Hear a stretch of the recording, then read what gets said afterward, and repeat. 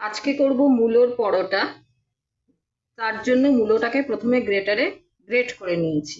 Great করে নেওয়ার পর এখন দেব একটু নুন, সামান্য, খুব বেশি দেব না, কারণ এটা পরে আবার পুর তৈরি করব, তো সেই জন্য এখন একটু দিলাম, জাস্ট যাতে এর জলটা পুরোটাই ঝরে যায়। যতটা আমি জল শুকিয়ে নিতে পারি ততটাই পুরটা করতে গেলে সেটা ভালো হবে। এইভাবে নুনটা মাখিয়ে তারপরে দিয়ে দিচ্ছি আমি এই ছাঁকনিতে দিয়ে এইভাবে দেওয়ার পরে কিছুটা পরপর আমি এটা শুধু প্রেস করে দেব, যাতে জলটা পুরোটাই নিচে পড়ে যায়। এইভাবে খালি প্রেস করে দেব। এখন আপাতত কিছুটা থাক, এরপর কিছুক্ষণ পরপর এসে আমি খালি প্রেস করতে থাকবো। তলায় এইভাবে জলটা যতটা পারবো ঝরিয়ে নেব। এরপর বেশ খানিকক্ষণ, ঘন্টাখানেক বাদে আমি তৈরি করব পুর। যতটা পারবো এখান থেকে যাতে জলটা ঝরে যায়, এইভাবেই এখন থাকবে। এবার আমি পুরটা তৈরি করব। এখানে মূলোটা যতটা পেরেছি চিপে চিপে কিন্তু জলটা বের করে দিয়েছি। এবার খুব কড়াইয়ে সামান্যই তেল দিয়েছি, আর দেব একটু কালো জিরে। এই দিয়ে দিলাম কালো জিরে, আর দিয়ে দিলাম একটু কুচনো কাঁচা লঙ্কা। খুব সামান্যই দিলাম, কেননা ঝাল যাতে বেশি না হয়। এবার দেব একটু আদা বাটা, এই দিয়ে দিলাম একটু আদা বাটা।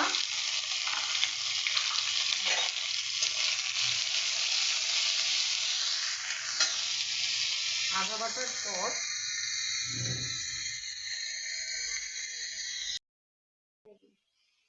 এবার দিচ্ছি একটু জিরে গুঁড়ো, এই ছোট চামচে 1.5 চামচ মতন, আর দিলাম একটু ধনে গুঁড়ো, এটাও ছোট চামচের 1.5 চামচ মতন। এবার সামান্য জল দিয়ে এটাকে একটু কষবো, কেননা নইলে পুড়ে যেতে পারে তলায়। এরপর দিয়ে দেব নুন। আমি কোনো এতে আর হলুদ ইউজ করবো না, ওখানে যেহেতু নুন দিয়ে আমি একটুখানি নুন ওখানে কিছুটা দেয়া আছে মূলোর সাথে, ওই জন্য আর বুঝে একটু নুনটা দিলাম। ব্যাস, এবার একটু জলটা শুকোলে তারপরেই আমি মূলোটা দিয়ে দেবো। মূলোটাকে যতটা পারছি জল চিপে নিচ্ছি, যাতে জলটা বেরিয়ে যায়।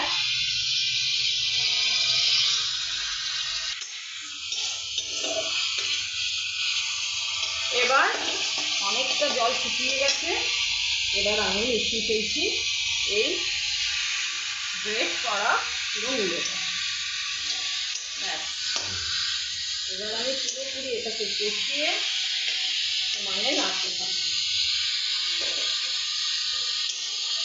এবারে নেড়ে নেড়ে পুরো এটাকে শুকিয়ে একটা মন্ডল মতন তৈরি করব, যেটা হবে আমার মূলোর পরোটার পুরটা।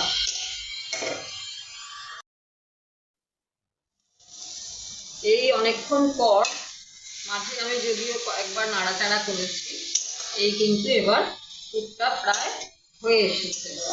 সেই জন্য আমি দিয়ে দেবো এবার একটু চিনি। খুব বেশি চিনি দেব না, কিন্তু তবুও যেন একটু মিষ্টি ভাব আসে সেই রকম ভাবেই দেবো, কেননা মূলো তো একটু চিনি ভাব না থাকলে ভালো লাগবে না। তাই একটু চিনি দিয়ে এবার সেটাকে একটু মিশিয়ে এবার কিন্তু আমি এই পুরো পুরটাকেই ঢাকা দিয়ে রেখে দেবো। তারপর এই পুর ভরেই হবে মূলোর পরোটা। ব্যাস, এইভাবেই থাকুক। হলো, এবার এইভাবে চাপা দিয়ে আমি গ্যাস অফ করে রেখে দিলাম। স্ট্যান্ডিং টাইম দেওয়ার পর পুরটা এই অবস্থায় এসে দাঁড়িয়েছে। এবার আমি পরোটাগুলো পুর ভরে করতে থাকবো। আমি আজকে মূলোর পরোটাটা কিন্তু আটা দিয়েই করছি। এটা ময়দা আটা মিশিয়েও করা যায়, আবার শুধু ময়দা দিয়েও করা যায়, যার যেরকম পছন্দ সে সেভাবে করবে। আমি আজকে মোট কথা আটা দিয়েই পরোটাটা করছি। এইভাবে আমি প্রথমে ঢুলিটা বানালাম, তারপর এবার পুরটা দিচ্ছি। এবারে পুর দিয়ে একটু চেপে নিয়ে এইভাবে মুখটা বন্ধ করে নিলাম।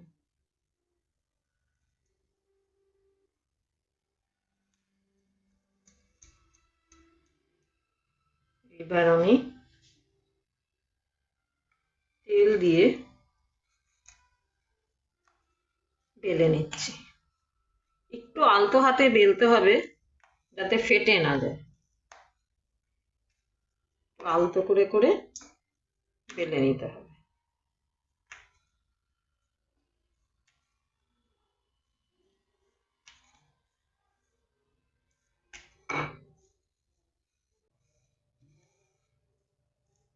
এইভাবে আমি একটা বেললাম, এরপরে আরেকটা বেলে নিয়ে তারপর দুটো একসঙ্গে ভাজবো। এই রাখছি।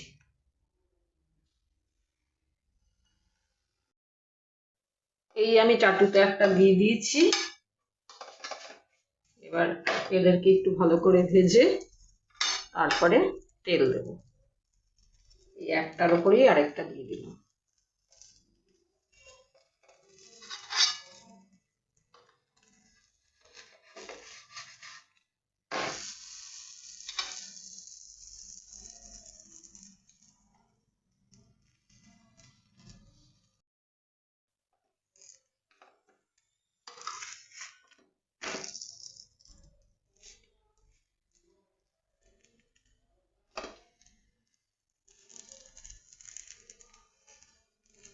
এইভাবেই আমি আস্তে আস্তে এপিট ওপিট করে একটু ভেজে নিয়ে তারপরে তেল দেবো। আমি ভেজে নিলাম, এবার আমি তেলটা দিতে থাকছি। তেল দিচ্ছি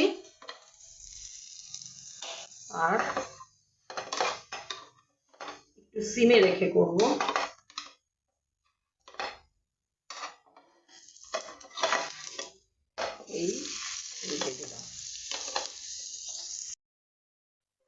আমার ভাজা কমপ্লিট।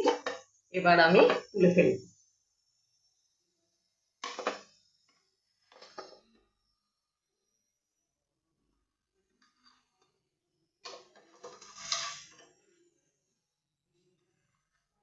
ব্যাস, আমি তৈরি করে ফেললাম মূলোর পরোটা। কমপ্লিট হলো।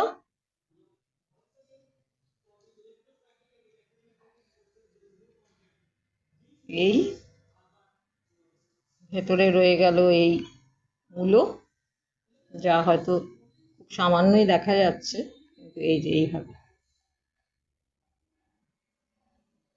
এবার এটা কেউ আচার দিয়ে পছন্দ করেন, কেউ সস দিয়ে খান, যার যেরকম পছন্দ সে সেভাবে এটা খেতে পারে।